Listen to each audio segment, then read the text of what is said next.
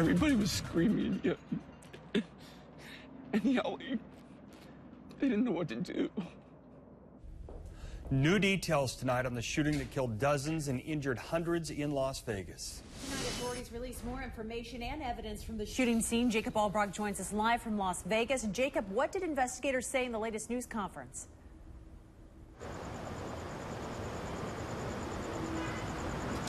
Tonight, we're learning the accused shooter, Stephen Paddock, had 47 firearms between 2 homes and his hotel room. We're also learning he set up devices called bump fire stocks on 12 weapons to let semi-automatic weapons fire at an automatic level. In just the last 2 hours, the Clark County Sheriff's Office released new videos showing how officers in the crowd reacted after hearing the first shot Sunday night. One person died from their injuries tonight, putting the death toll at 60. The Clark County coroner clarified this evening that does include the gunman who was found dead in his hotel room. The sheriff says the shooter put cameras inside the peephole of his hotel room and in the hallway to see other officers coming. Investigators are still trying to figure out what drove a retired accountant to carry out the deadliest shooting in modern American history. For this individual to take it upon himself to create this chaos and harm is unspeakable.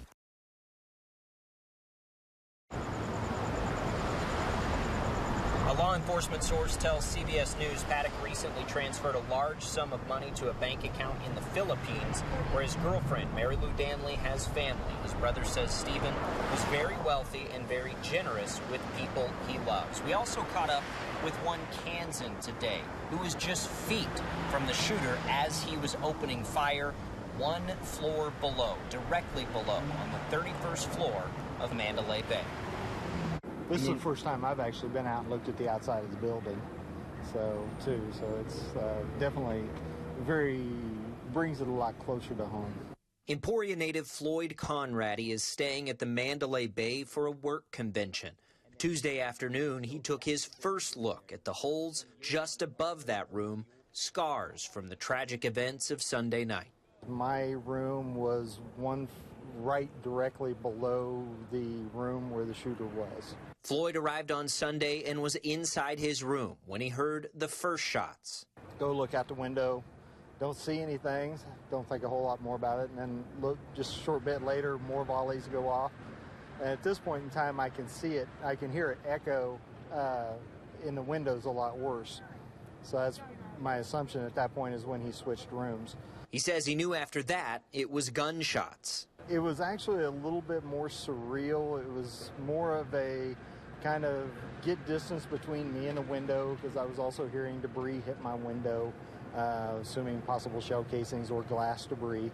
Minutes later, Floyd tried to leave his room, but security was already outside and told him to stay inside.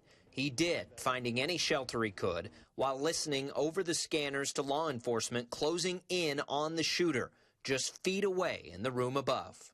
They did use explosives to breach the room. That was a little unnerving. Floyd stayed in his room Sunday night, only later realizing why the shots were being fired. That did not register really until later on that that was the actual target. And then the weight of the situation set in. You know, it kind of put into an effect of I wish there was more that I could have done to be able to help them out, other than the fact of being stuck in my room.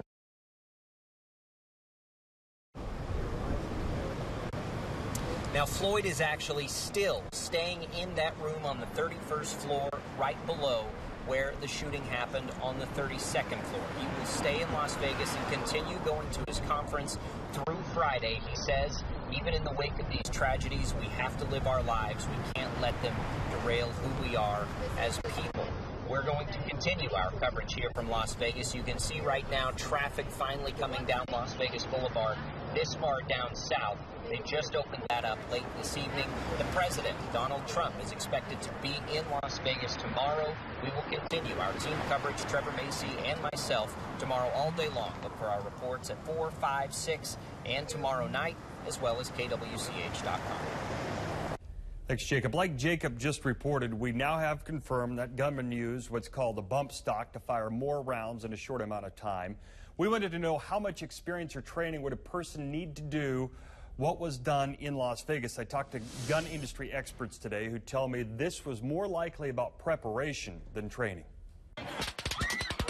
After watching the video, hearing eyewitness accounts, and knowing what types of weapons were used, gun expert Ryan Pinnock says one thing is clear. They put a lot of thought into it, a lot of preparation. Preparation, but not necessarily a lot of training. He was shooting at a large area target of somewhere between 20 and 30,000 people. And even if he practiced, may have gone unnoticed in the Nevada desert. They can literally get 10 minutes outside of town and they can shoot into the desert, and people do it all the time. So it's not going to raise any eyebrows. Here's why Pinnock and other gun experts say the gunman may not have been well trained. He said for Wichita people to better understand it, it would be like being on a building 400 yards away and hitting the roof of Century 2. The target was that big. As long as I understand a firearm and literally this is the barrel, this is the end the bullet comes out of, and I know how to pull the trigger, I mean, I'm in the very general vicinity, I can hit that roof. But even then, using the types of weapons used in the Vegas shooting, Pinnock says there was some level of experience. I will say that I believe he practiced at some point, because it is somewhat difficult to shoot a bump fire and sustain that rate of fire for that length of time. All right, Melissa, as for those bump fire stocks, as we reported, we've now confirmed, the police out there confirming tonight there were 12 weapons with those bump fire 12. stocks. Yep. Now, does Pinnock sell those bump stocks? Used to, but he doesn't anymore. And the reason he told us, he said people just don't want them. They are legal, but they're not accurate, number one. It's really expensive to shoot it, but mostly because they're not that efficient. That's why he just doesn't sell them anymore. All right, thank you so much, Mike, for that information. We will continue to follow this story. As new details emerge from the investigation, we'll post any major updates on social media, on our website, and push them to the KWCH News app. All right, storms continue to move across the state of Kansas. Chief Meteorologist Ross Jansen shows you where they are right now.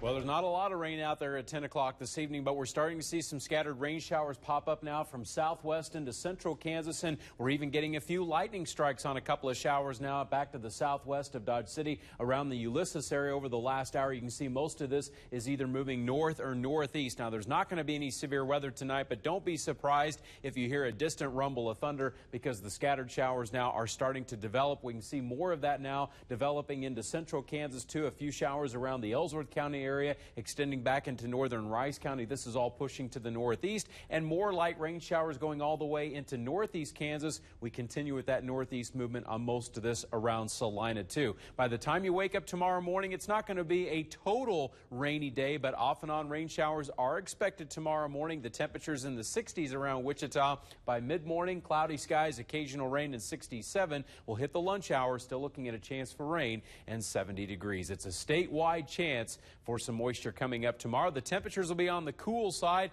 but how much rain will we get between now and the end of the week, and will there be another big temperature change? I've got some answers for you later on. Thanks, Ross. Tonight, Puerto Rico's governor says the official death count for Hurricane Maria climbed to 34. President Donald Trump visited what's left of the U.S. territory today.